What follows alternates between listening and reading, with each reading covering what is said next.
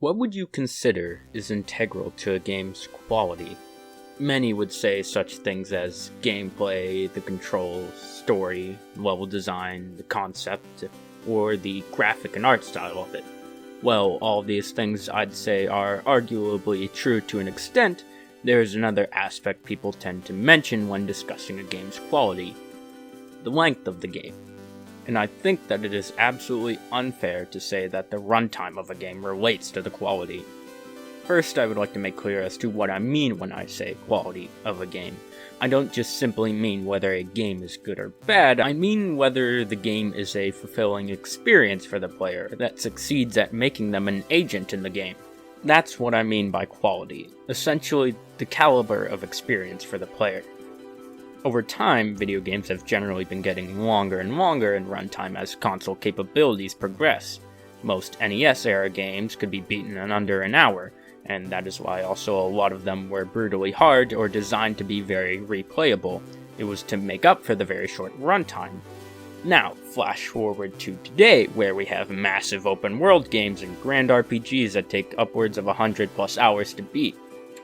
However, just because older games like Super Mario Bros. For the NES were shorter, the shorter runtime of the game doesn't mean that its quality as a game is lesser than modern titles. There's a reason that a lot of games today are still short experiences, because runtime doesn't matter, as long as the game still successfully executes what it sets out to do, and or provides the player with a meaningful and impactful experience in whatever way.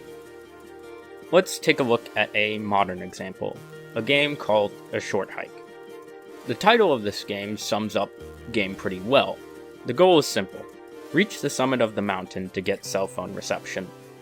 What the game sets out to do is provide the player with a short and relaxing experience.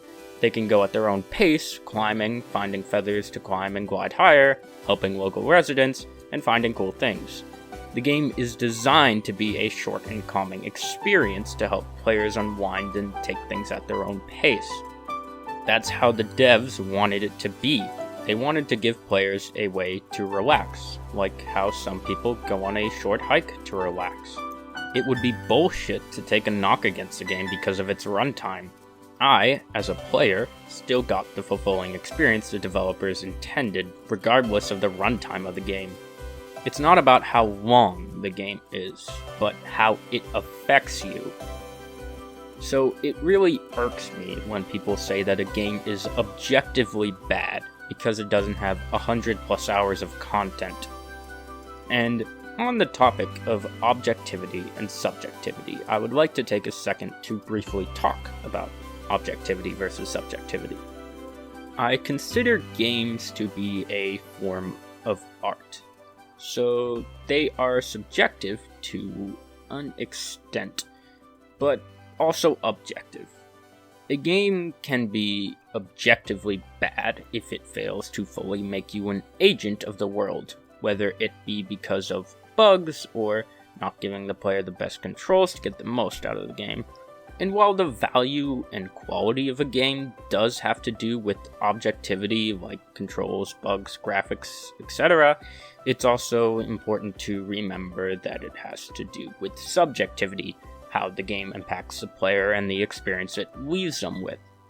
For certain types of games, like platformers for example, objectivity is much more important because they're more technically and mechanically focused. Let's look at an example. Galaga. It's not really an objectively bad game, because it gives the player all they need to make the most out of the game. The controls are simple, but work as best they can for the game. I like Galaga. I think it's a fun and simple shmup that I like to boot up from time to time to try to beat my high score.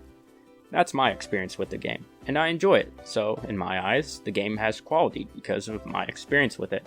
However, a more hardcore shmup fan may not have the same experience. They may see the game as too simple, basic, or old for it to be enjoyable to them, so they see less value in it. So the subjective aspect of a game's quality can be a little different for everyone, because they may draw and take away different experiences from the game. So that's why the quality of a game may be a little different for everyone. The objective truths of the game, like the controls, gameplay, and such, should remain largely the same in people's value of the game, but maybe someone may not vibe as much with the idea of a short hike than I did. So the game's subjective quality is a little different in their eyes, and that's okay, as long as they admit, hey, it's subjective, and it's not really their thing. Back to the topic of runtime, it angers me when people equate runtime as an objective factor of a game's quality. This is commonly seen as I scroll through Steam reviews. People may review a game negatively for being too short. People may feel obligated for a certain amount of content given how much they paid for the game. They may think quantity correlates to quality, when in fact they are two mostly separate things. How much content a game has isn't necessarily an indicator of the quality of the game. Modern open world games have hours upon hours upon hours of content. However, most of the time this content becomes hollower as the game continues on. The more content there is, the more likely it is to be less deep as it continues. Eventually, this vast open world becomes nothing but an empty area of repetitive and unfulfilling quests or tasks. This isn't always the case, but this seems to be the trend. Developers can only create so much rich and thoughtful content for their game. To add more content would just be pointless padding to increase the number of hours. As long as the game is a complete and fulfilling experience that the developers intended for the player, a complete and quality product, then the quantity of content should not matter. Now, some may agree with this, but still feel like a game's price should be reflective about the amount of content that there is in a game. Well, it makes sense that you would want to get the most for your money. You wouldn't want to pay $20 for a game you could beat in an hour, when you could pay $60 for a game you could beat in over 100 hours. The issue with this outlook is that you're measuring the games by hours spent playing, when you should be measuring the game by amount of enjoyment you get out of it. I bought the game before your eyes for $20 and beat it in an hour, but to me, it was well worth the price. It wasn't long, but to me it was a high quality game that left me fulfilled as credits rolled. I experienced one of the most moving and emotional stories that forever engraved itself into my memory and heart. The developers created a complete experience that was short and worth my money because the experience was that good. And honestly, I prefer my games to be on the shorter side. I feel like devs put more detail and love into shorter experience to make them all the more impactful. Of course, this isn't always the case. There are plenty of long games with loads of content that isn't shallow or padded. A long game can be high or low quality, and a short game can be high or low quality, because the runtime does not equate quality. Sometimes it indirectly affects the quality by affecting the player experience, but it's not an objective maxim. Now, what if a player liked the game so much that they wanted more content, even though the developers already made a complete package? Well, that's what DLC and sequels are for. If developers ever feel like they could add more or introduce more later on, they can add it as DLC.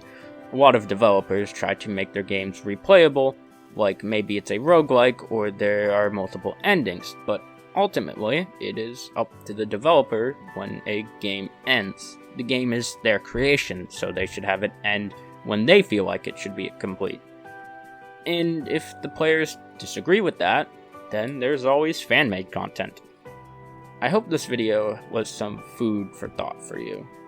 Maybe when you're playing a game now, you'll be more focused on the experience that you're having rather than the hours it is taking. I also fall into that pitfall of focusing on the hours I spend in the game, but it's a habit we need to break in order to better appreciate games. Games should be worlds and experiences for us to get lost in, a place where time is irrelevant.